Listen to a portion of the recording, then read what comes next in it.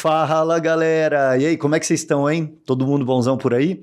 Pessoal, mais uma semana começando, mais um episódio aí com vocês, que seja aí um episódio maravilhoso, um episódio que vocês possam aprender muito. Hoje temos um convidado de altíssima categoria, e categoria mesmo quando eu falo, vocês já vão entender já já. Esse é o seu Bigode de Newton, podcast com ciência, tecnologia e cotidiano. Eu te aguardo sempre para você compartilhar, para você curtir e sempre estar divulgando esse conhecimento que a gente está sempre criando, construindo juntos. Eu tenho então aqui o Rodrigo, o meu querido amigo personal, educador físico, que me ajudou muito a construir esses músculos que vocês estão vendo aqui ao longo aí dos anos, e que tem um conhecimento muito forte, um conhecimento muito sólido. Ele é educador físico pela Unesp, ele é pós-graduado em musculação avançada, hipertrofia e emagrecimento. Hoje em dia ele é personal trainer em diversas academias e condomínios. Salva de palmas, salva de palmas. Isso. Agora eu tô gostando que ao longo dos episódios vocês estão acompanhando, o pessoal não batia a palma, mas agora todo mundo tá batendo palma, né? Bom, Rô, eu chamo o Rodrigo de Rô, meu grande amigo. O Rô, ele vai comentar que ele tem uma história bem curiosa, né? Apesar dele ser educador físico, ele ser hoje bodybuilder, né? Competidor, ele começou fazendo técnico de informática, Rô. Por favor, é com você a palavra, se apresente. Fala, galera, beleza? Meu nome é Rodrigo Sintra, sou personal, como o Daré já falou. Hoje eu trabalho só com personal, sou autônomo total. E minha história começou no CTI, Colégio Técnico Industrial.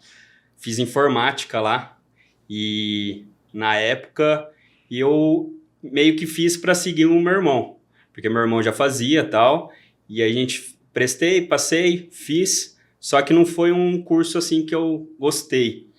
Eu, no começo, gostava um pouquinho de programar, mais HTML, mais Pascal, Pascal, né? Visual G, que era na época. E aí depois que eu saí do CTI, prestei o SI, Sistema da Informação, na Unesp, e não passei. Peguei lista de espera e tal, e aí no outro ano eu decidi fazer educação física. Aí eu prestei educação física na Unesp e passei. Olha que interessante. Aí eu comecei no esporte aí, musculação, de vez. Nossa, interessante, Rodrigo. Olha, é bem legal você falar isso, né? Porque às vezes muita gente que deve estar escutando a gente, que deve estar aí se atualizando conosco, é que às vezes você está fazendo uma coisa e tem medo de mudar. Então você era todo da área da tecnologia aí, né? Foi para informática, depois tentou SI, e como é que surgiu assim, quando que despertou, eu acredito que seja lá atrás, né? Como que despertou a educação física em você? Na verdade, eu comecei o esporte lá com 4, 5 anos, comecei com natação e tal, aí meu pai colocou a gente já no futebol, eu fiz judô também, aí karatê, jiu-jitsu, em vários esportes eu fui apresentado. Tênis fiz até uma época também. E aí na musculação comecei com 13 para 14 anos. E quando eu fiz o CT eu já treinava já. Então a gente tinha uns apelidinhos assim mais o bombado, bomberman e tal. E aí eu decidi, quando eu prestei a Unesp, eu decidi fazer o que eu gosto. Não fazer o que eu ia levar nas coxas a faculdade.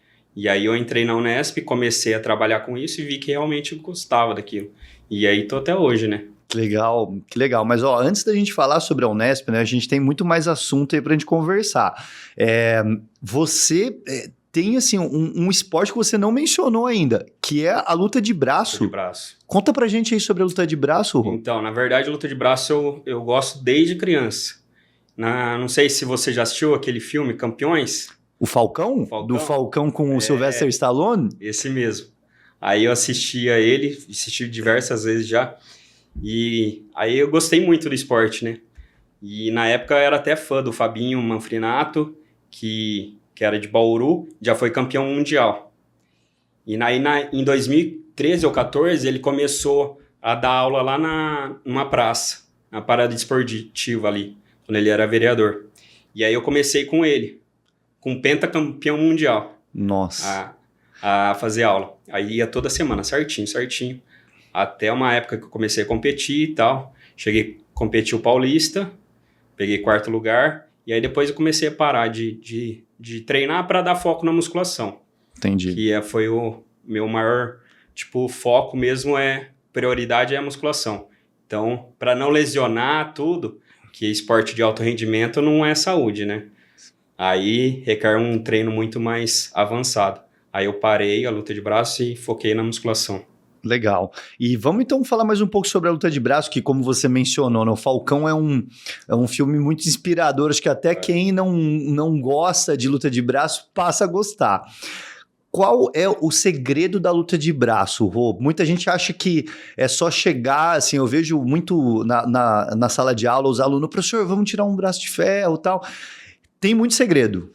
Tem muita técnica, e normalmente esses que a gente tira na sala de aula tem muito perigo de lesão, porque é uma luta de braço que eles tiram bem errada ali. Então tem muita técnica envolvida. Se não souber a técnica, você pode lesionar. Então em alto rendimento é técnica 100% ali, porque um movimento errado você pode lesionar. Sei. Então não é só força que o pessoal acha que é, né? Exatamente. Porque tem pessoas que têm 60 quilos ali, ganha de pessoas de 100, 120, se souber a técnica correta. Que legal. Não é só força, não. Muito interessante. E eu acredito também que não deva ser somente treinar membros superiores para uma luta de braço. Não, é o corpo inteiro. Até perna vai. Porque você tem que ter uma consciência corporal de tudo, né? Você tá arrastando a pessoa, não só fazendo o movimento do braço. É costas, é bíceps, é ombro... E é o peso do seu peso também, com a perna, auxílio da perna. Então, é o corpo inteiro. Então o grande lance é você combinar todos esses elementos, porque muita gente acha que você está sentado ali numa sala de aula e só fazer isso. Essa força, não, você arrasta, né? Você traz para você.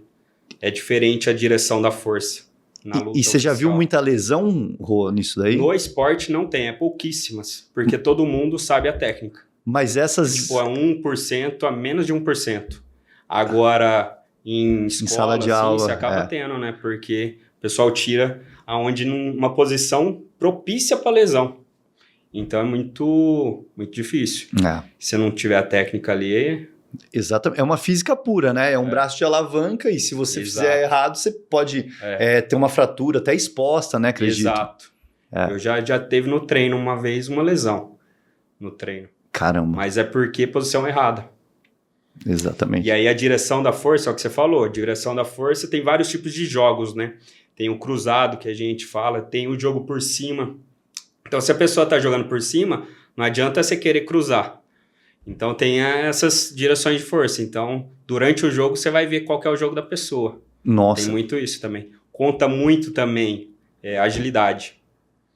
Na explosão. Você falou já, a pessoa mais rápida conseguir fazer força antes, ganha, às vezes você não consegue nem fazer força. Certo. Nossa, olha, são vários fatores aí que realmente configuram uma ciência, né? A luta de braço é uma ciência. Mas, ó, a gente mencionou o Sylvester Stallone. Eu acredito que o Arnold Schwarzenegger tenha sido também uma inspiração para você. Total. O Arnold, o Exterminador do Futuro, né? Esses filmes mais antigos, porque eu assistia muito filme. Meu pai, toda semana assistia um filme, né?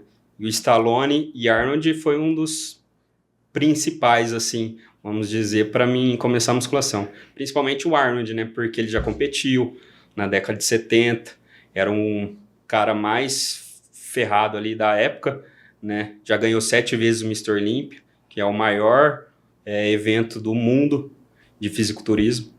Então, ele que fez, na verdade, explodiu o esporte, né? Naquela época. Sim. Aí depois veio o Coleman, veio outros caras importantíssimos para o esporte.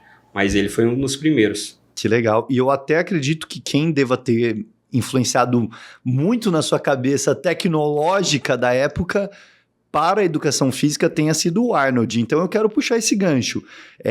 Como que foi daí então, Rô, sair da tecnologia e entrar na graduação em educação física? Foi uma transição assim que eu tive que me adaptar, né? Porque eu já sabia muito de programação e tal, e só que eu tive que fazer outra faculdade. Então aí foi uma adaptação, mas como eu já tinha um conhecimento de alguns anos praticando musculação, não foi tão difícil. E foi matérias que eu gostava de estudar. Então, aí entra isso, aí você leva a faculdade tranquilamente, né? Que legal. E você estava conversando aqui comigo, você estava me dizendo que você foi um dos melhores alunos da turma por conta dessa dedicação. Conta pra gente assim, como é que foram as matérias, teve alguma dificuldade? Tive várias. Mas assim, eu acho que o principal foi a primeira matéria, né, que todo mundo tem medo, que é anatomia. Mas como eu já tinha essa prática, sabia bastante, e no começo o pessoal colocou muito medo. Então eu peguei e estudei muito. E aí na primeira prova de anatomia, que tem a parte teórica e prática, a gente fez tudo, e depois o resultado, o professor chamava a turma e falava em voz alta as notas. Isso daí é interessante. Aí ele começou a falar do menor para o maior. 0, 0, tal, e o nome da pessoa. Aí a pessoa ia lá e pegava a prova. 0.1, 0.5, 1. Aí foi falando. Assim, de 40, eu acho que 30, abaixo de 5, DP direto. E aí o resto até 6, 7 ali, de recuperação. E aí a minha foi a última, que foi 9.8. Tirei. Então, dali eu descobri que realmente eu gostava daquilo. Então, eu comecei a estudar mais e mais. E eu acredito assim, né, que para um fisiculturista, que a gente já vai comentar que hoje em dia você é um competidor aí, deva ser a matéria e digamos assim, o mantra de um competidor, conhecer realmente o corpo humano. Sim, primordial, né? É saber todos os músculos ali, a origem, inserção, porque isso influencia em cada exercício também, na biomecânica do exercício. Então, você ter isso na ponta da língua, saber a origem do músculo, a inserção dele, a tipo de fibra dele, isso daí é primordial. Certo. E Rodrigo, me fala uma coisa, né? Isso o pessoal fala bastante. Você visualizar um músculo quando você está treinando, ele ajuda a hipertrofiar? Faz total diferença. Não tem nada comprovando, mas a gente tem conexões neuromusculares, certo? E você pensar no músculo que você está trabalhando na hora, ele ativa mais. E, consequentemente, gera uma hipertrofia maior. Não tem estudos hoje comprovando isso. Mas todo mundo fala que sim. Todo mundo, pela prática, você fazer o movimento só, não vai te dar resultado igual você fazer contraindo bem, pensando na musculatura. É totalmente diferente. Então, olha só, isso pessoal. Desde a época do fisiculturismo lá atrás, né?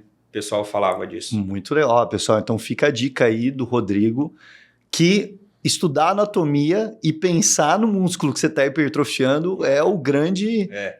E isso a gente adquire também com o tempo, não é da noite para o dia, viu? A consciência corporal que a gente tem vem com o tempo. Isso é tempo de treino.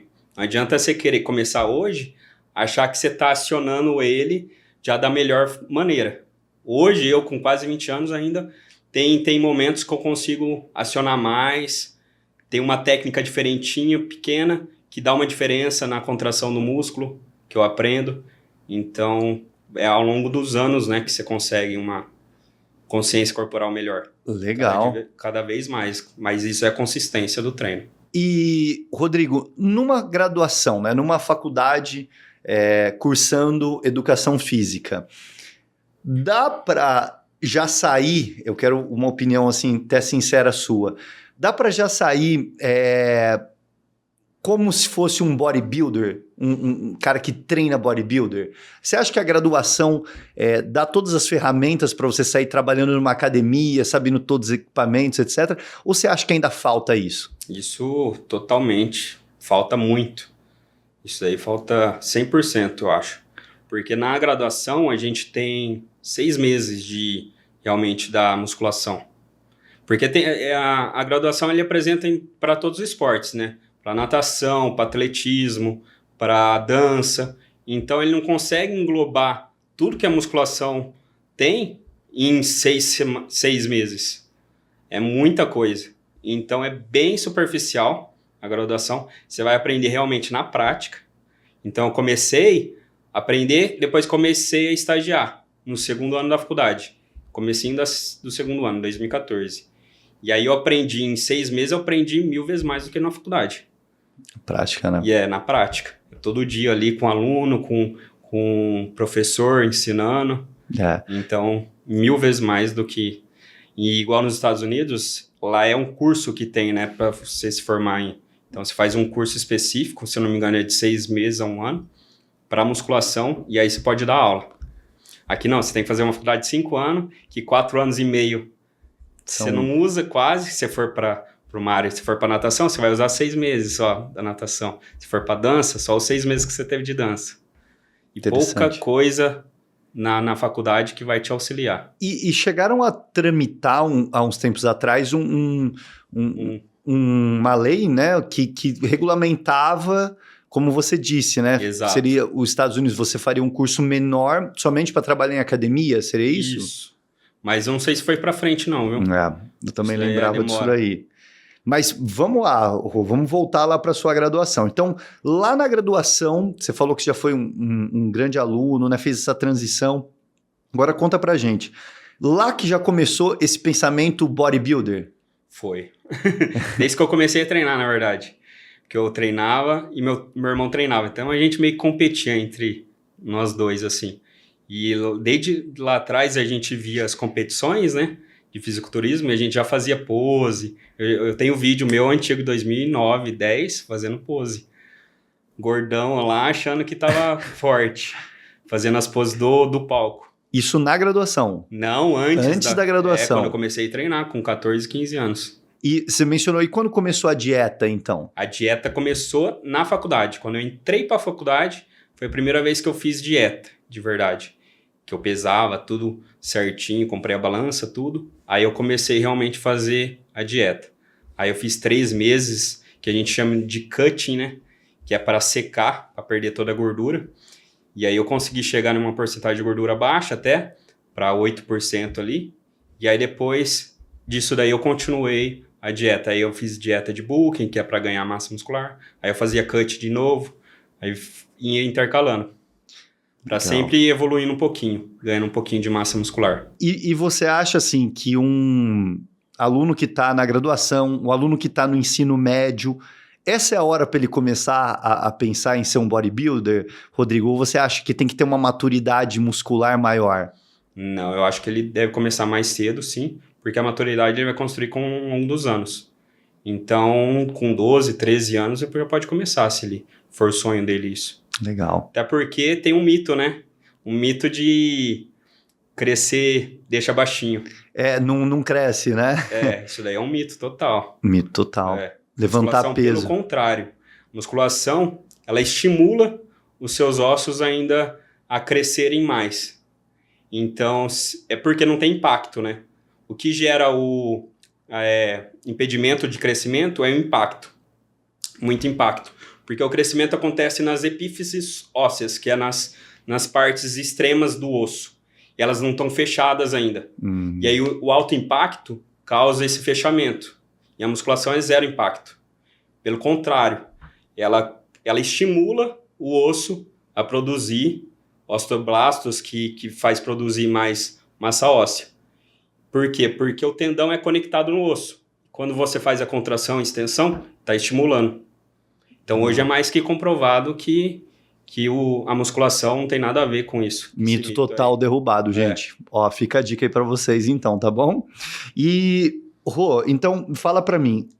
Você tava lá na graduação, tava vendo, e você conheceu o seu coach atual na época da graduação, o seu treinador... Exato. No fisiculturismo? O que me preparou pro campeonato foi um amigo meu, grande amigo da faculdade que eu tive, e da graduação, só que ele é de outra cidade. E quando a gente terminou a graduação, ele voltou para a cidade dele. Mas a gente vivia conversando e tal. E aí um dia ele veio para Bauru, a gente marcou um treino junto.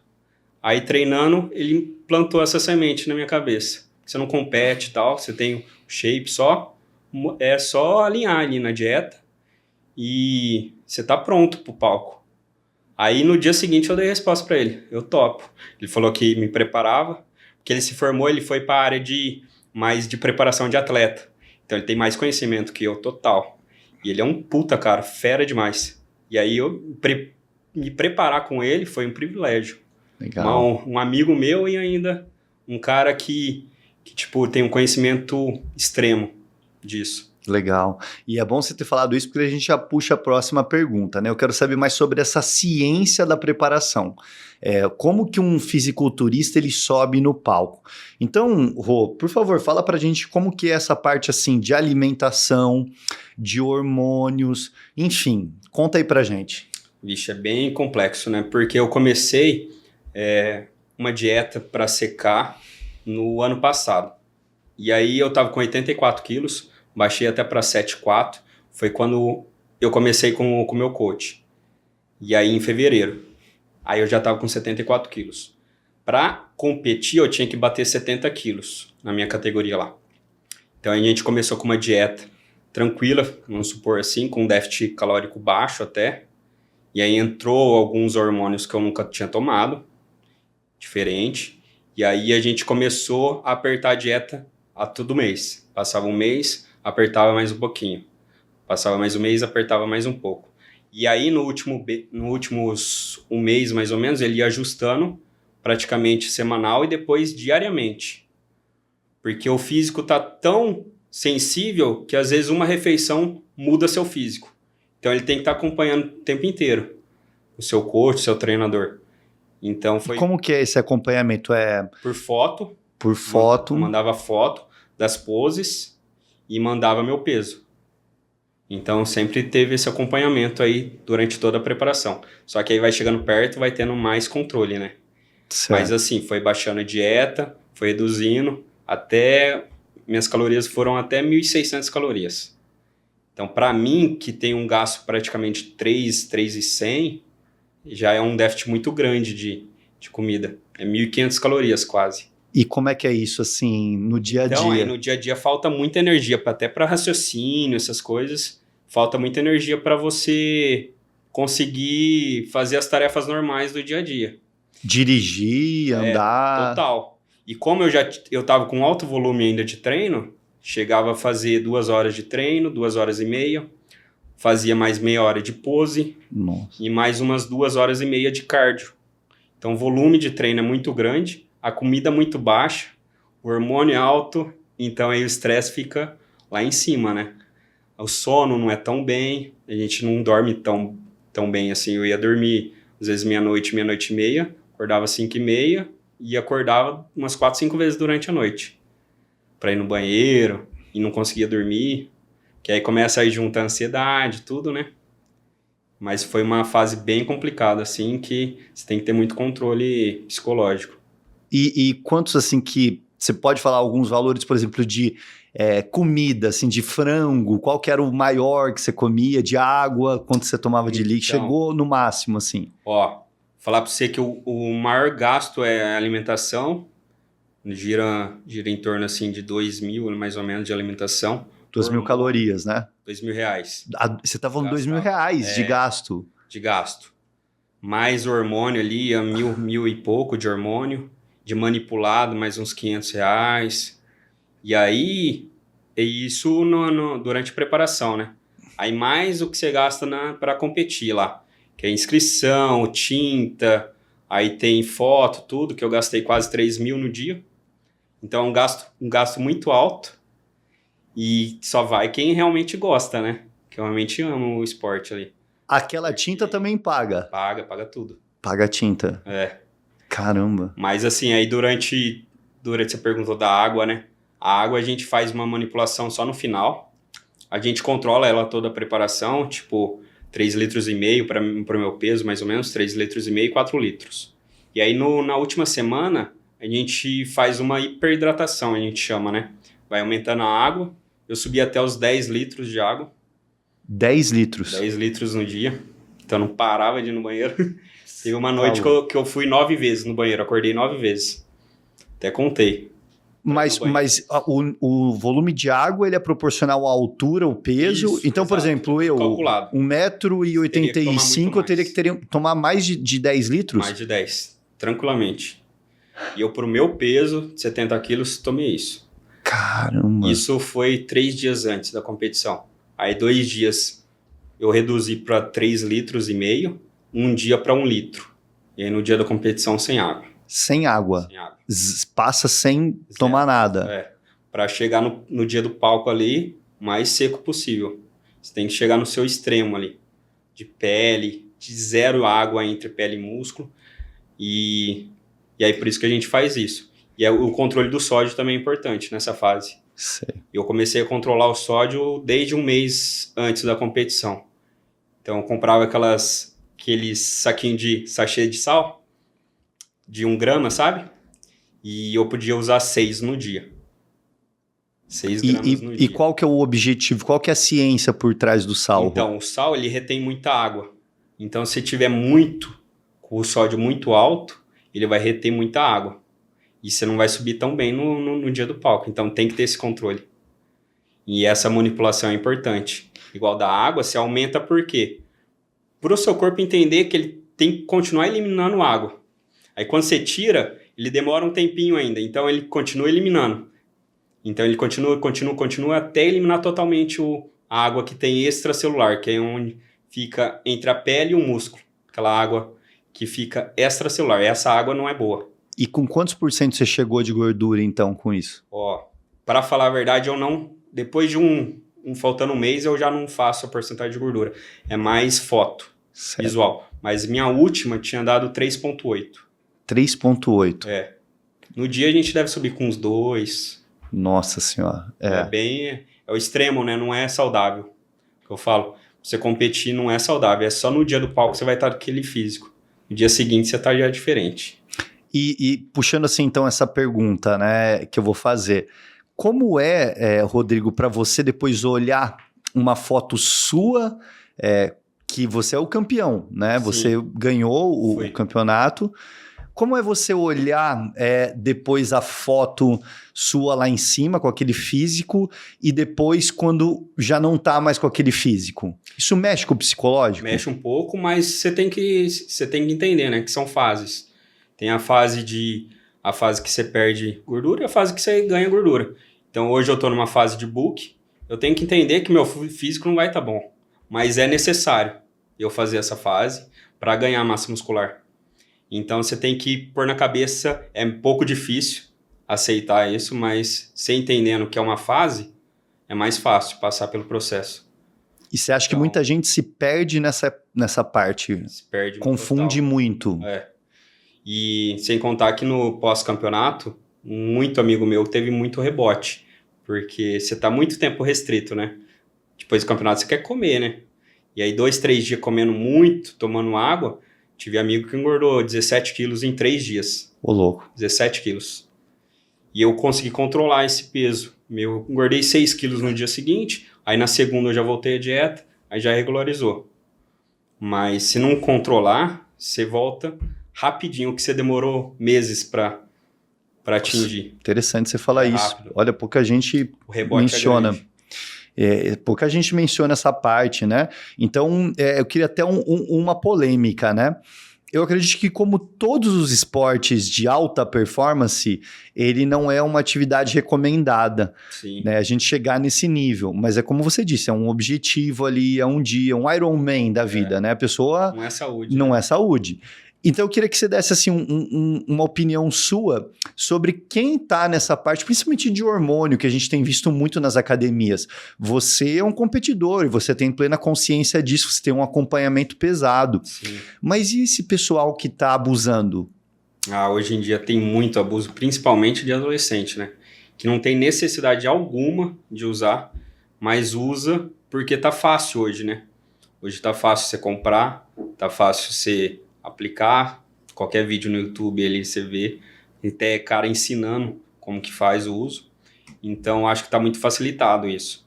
Mas é muito preocupante porque adolescente não tem que usar, tá com o pico dos hormônios. E eu comecei a usar depois de 10 anos de treino.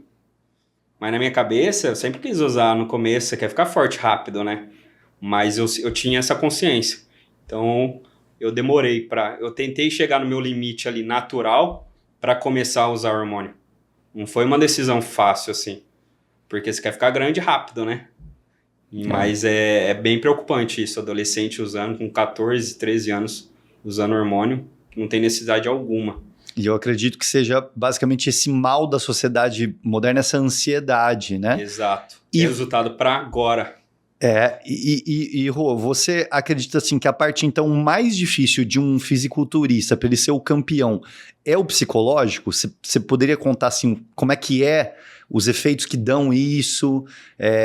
Como é que é, Rô? Vamos lá. Eu acho que é o efeito psicológico, é o fator primordial, porque ali, nível profissional pelo menos, todos estão 100%, todos estão seguindo dieta 100%, todos estão 100% no treino, 100% no cardio, tentando dormir certo, descansando certo. Então, o que vai diferenciar é o quanto você vai conseguir aguentar aquilo lá, né? Passar por aquela fase e visualizar você um campeão, né? Então, um fator psicológico eu acho que conta muito. E você acha que chega até a dar frustração em quem tenta seguir isso tudo, quem tenta buscar com essa ansiedade exacerbada muito grande? Você acha que tem muita gente que se frustra e não obtém resultado? Com certeza. Muita gente. Muita gente, porque o fisiculturismo também não é um esporte que você escolhe, né? Por quê? Porque se não tiver o físico alinhado, a estrutura alinhada ali, se não tiver encaixado, por exemplo, abdômen encaixado, tem gente que não tem genética para abdômen, por exemplo. Então nunca vai conseguir ser um profissional. Então você tem que ter o físico, a estrutura certa para a categoria, por exemplo, para um Men's Physique, que é os que compete de short, é um físico, é uma estrutura, você tem que ter ombros largos e tal, estrutura óssea maior. Então quem vai levar vantagem é os caras que têm estrutura óssea melhor. Então isso não é uma coisa que se consegue mudar, é de nascença, né? É genética. Então o esporte que escolhe você, não você escolhe o esporte ali. Legal. É bem difícil ali. E puxando nessa linha, o que você tem aquela polêmica, mais uma polêmica, hoje é cheio de polêmica, né? Qual é a visão então sobre esses campeonatos naturais? Tem gente que é natural mesmo, Rô? Você já conheceu muita gente que tem essa genética que você acabou de mencionar, assim, a pessoa é forte natural, é seco natural. Bom, dá a sua opinião sobre esses campeonatos naturais. Então, esses campeonatos, eu acho que a maioria que compete já usou hormônio em alguma época ali, pode até não estar usando na fase da competição, mas já usou.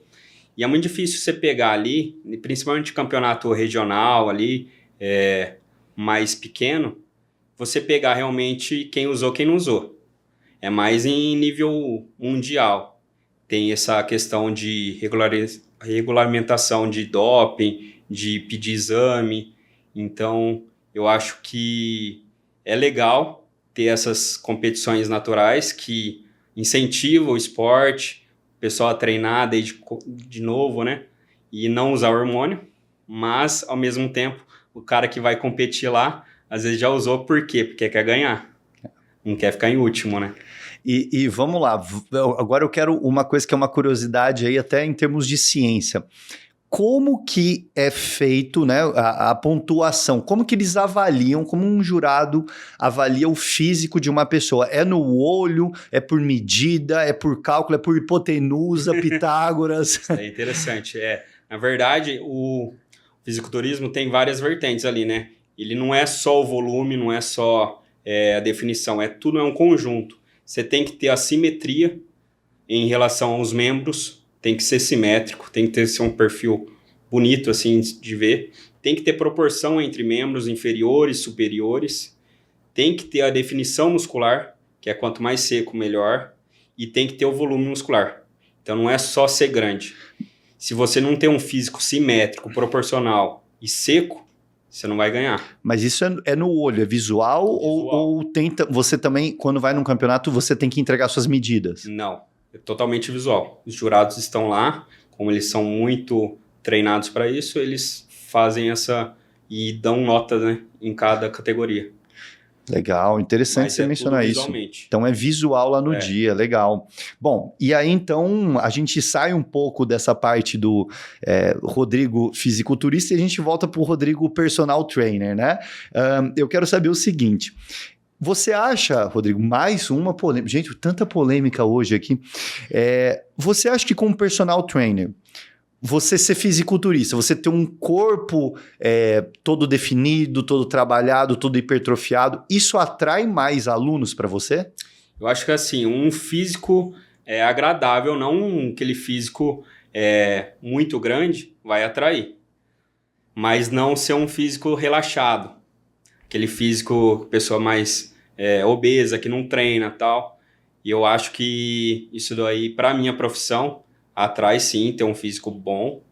E pelo menos você treinar todos os dias, isso é essencial. Porque você tem que ter a prática também, não é só a teoria. Eu já conheci pessoas profissionais de educação física que nunca treinou e dá aula de musculação. Então, você não tem a prática, você tem só a teoria, eu acho que é meio difícil. Você tem que ter os dois alinhados. Porque hoje em dia, até com conhecimento, né, acredito até que o aluno passa a saber mais do que esse profissional, né? Exato. Conheci alunos que sabiam mais que o professor que estava na sala. E o professor, às vezes, ensinando, passando informação errada. Então, por quê? Porque não tem a prática. Então, é muito difícil. Por isso que já teve muita discussão disso de bodybuilding dando aula em academias. Essa discussão pode ou não. Já foram presos fisiculturismo dando aula porque não tinha educação física. O CREF, não tinha um né? diploma, Então, é muito discutido isso aí. É uma polêmica. Boa, né? Vai dar bastante assunto. E Rô, a gente vai chegando já no final. Conta pra mim, você falou de sala de aula, acabou de mencionar. Já teve história assim, curiosa? Por exemplo, alguém já passou mal durante você estar numa sala de aula? Olha, eu comecei estágio em 2014. Eu fiz estágio em umas 3 academias. Em uma que eu passei, era mais específico o personal. Então, eu ficava com 1 ou 2 alunos ali na sala de musculação. E um dia, por exemplo, eu dava aula para um idoso, ele estava com 78 anos já. E ele tinha cirurgias já cardíacas. E uma vez, ele dando aula para ele, eu passei um exercício, ele foi beber água, eu virei as costas, ouvi um barulho. Ele tinha caído. Caído de costas, sorte que não bateu em nada ali, não machucou. Em 5 segundos de eu chegar nele, ele acordou. O que aconteceu? Eu não sabia o que tinha acontecido e tal. Aí expliquei para ele e tal. Aí já paramos o treino, já liguei pro filho dele. O filho dele foi buscar ele lá, levou no médico já para ver, que era uma pessoa que já tinha problema cardíaco. Então é perigoso isso. E o pessoal que abusa nos pesos, Rodrigo, na academia? O pessoal que quer pegar muito pesado? Já aconteceu de muita gente passar mal também? Passar mal não, mas de machucar direto, né? Tem muita gente que você vê, tá fazendo movimento tudo torto ali. Quando eu não era de sala, quando eu só estava treinando, por exemplo, eu até às vezes parava meu treino para tentar corrigir, porque é uns absurdos que você vê que você fala, vai lesionar agora, né? Então você tem que interromper lá, falar, dar uma dica. Mesmo alguns adolescentes não querendo seguir, achando que tá fazendo certo, você tem que corrigir como profissional, né? E você acha que, por exemplo, hoje em dia, o pessoal, até por ter muita informação aos canais, a mídia, a academia está muito na moda, você acha que esses treinos errados, eles surgem muito por conta de gente que vê coisas erradas ou é por conta, às vezes, mesmo da pessoa ali no treino errar? Eu acho que influencia muito isso daí. Hoje é muito fácil, né? Você canal no YouTube ali, de gente passando dica de treino, tudo. E todo treino é específico para uma pessoa, não é general, né? É generalizar, né? Então, às vezes, esses adolescentes veem um Ramon Dino treinando, acha que pode fazer o treino dele, que vai dar certo, que vai ficar do tamanho dele. Então, acho que é muito disso também. Eles veem uma pessoa que é mundial ali, inspiração, e acha que fazendo o treino deles vai ficar do tamanho deles. Interessante. Aí é onde causa lesão, aí é os absurdos da vida. Várias histórias, né, Rodrigo? Muita coisa aí que a gente consegue ver, né? Eu sou entusiasta, eu gosto bastante de treinar também, e eu confesso que às vezes eu já vi vários treinos, já tentei aplicar e não deu certo, que é como você disse, né? A gente tem que se adaptar ali ao nosso organismo, e um profissional de educação física, ele é essencial nesse caminho. Rô, eu queria então chegar agora no final, né? A gente vai chegando no final claro, né? Estender aí para você. Você acha que então o profissional de educação física ele continua tendo um espaço grande em termos de trabalho, em termos de profissão, em termos de respeito na academia? Tem. Hoje em dia eu acho que esse mercado está crescendo demais, demais, demais. Aqui mesmo, quantas academias não abriu no último ano? Abriu muitas academias e é uma profissão que todo mundo tá ligado porque é saúde, né? Hoje, você treinar é saúde. Se não treinar, você tem que fazer algum tipo de esporte. E hoje eu dou aula, por exemplo, em condomínios que tem academias específicas. Hoje, a maioria dos condomínios tá abrindo com academia já. E academias boas até. Então, a pessoa treina no próprio prédio, no próprio condomínio ali, e eu dou aula para vários condomínios, é assim. A pessoa só desce, treina e volta para casa. Não precisa enfrentar trânsito, não perde tempo. É muito mais fácil, né? E isso eu acho que facilitou muito a adesão na musculação. Legal. E qual que é a sua opinião, assim, Rodrigo? Você prefere ainda continuar treinando numa academia que não é num condomínio, num residencial? Ou você prefere, hoje em dia, uma academia de condomínio e residencial? O que é a sua visão? E eu treinar? Você. E eu prefiro academia, porque tem mais suporte, né? Tem mais equipamento. Uma academia de condomínio ainda vai ser para mim, nessa fase que eu tô, mais para um quebra-galho. Por exemplo, num domingo, a academia fechou, eu ir lá e conseguir treinar. Fazer um treino mais fraco, assim. Mas pelo menos salva, né? Mas para mim, eu acho que é uma academia ainda. E eu acredito até que uma academia com muitas pessoas, ela até anima você a pegar mais peso, você ter mais essa interação social, né? Que acontece muito. Tem até um estudo, né, que mostra que você treinando sozinho, treinando com pessoas em volta, sem estar olhando para você específico, ou com uma pessoa direcionando você, tipo um personal. E tem uma evolução nessas três. Pessoa que treina sozinho tem uma certa evolução, pessoa que treina com outras pessoas em volta melhora um pouquinho mais, e quem tem um personal melhora mais ainda. Legal. Rodrigo, então vamos lá, cara. Pergunta final, talvez é a mais polêmica de todas, né? Isso não estava aqui no script, mas eu quero saber de um bodybuilder, né, um fisiculturista aí premiado. Rodrigo, você prefere academia, crossfit ou beach tênis? Vamos lá. Ixi, pergunta difícil, hein? Essa é difícil. Escolho, hein? Eu acho que vou ficar pra academia. Mas você tem que justifica aí por quê. Eu acho que eu vou ficar pra academia, hein? Eu já treinei, já fiz uma aula de crossfit. É uma modalidade legal, mas não é pra mim. E beach tênis nunca fiz ainda, vamos ver. Às vezes se eu experimentar e gostar, né? Pode ser. Quem sabe eu faço essa transferência. É isso aí, Rô. Bom, e aí eu não posso também deixar de fazer, né, a pergunta final. Rodrigo, esse podcast tem o nome de Sir Isaac Newton, né? Então a pergunta é, Sir Isaac Newton tinha bigode? Tinha. Tinha? Ou não? Pessoal, é isso aí. A gente vai chegando no final. Eu agradeço muito toda a sua atenção. Gostaria de deixar, claro, né, para o Rodrigo também agora nesse momento falar suas redes sociais, por favor, Rodrigo. No Instagram tá como Rodrigo Sintra Personal, no Facebook também. E quem quiser me chama lá no direct, que eu tenho a consultoria online também. Hoje eu trabalho com personal presencial e consultoria online. Então, consigo atender o Brasil inteiro, até fora do Brasil. Eu tenho Canadá, já tive aluno do Reino Unido. Então, é o mundo inteiro. Legal. Ótimo. Bom, as redes sociais deles vão estar aí, é só você consultar. E eu agradeço muito, novamente, toda a sua contribuição, todo o seu compartilhamento e curtida. Pessoal, esse é o podcast O Bigode de Newton. Eu vou ficando por aqui. Um grande abraço e até o próximo. Valeu, pessoal. Valeu, galera. Obrigado.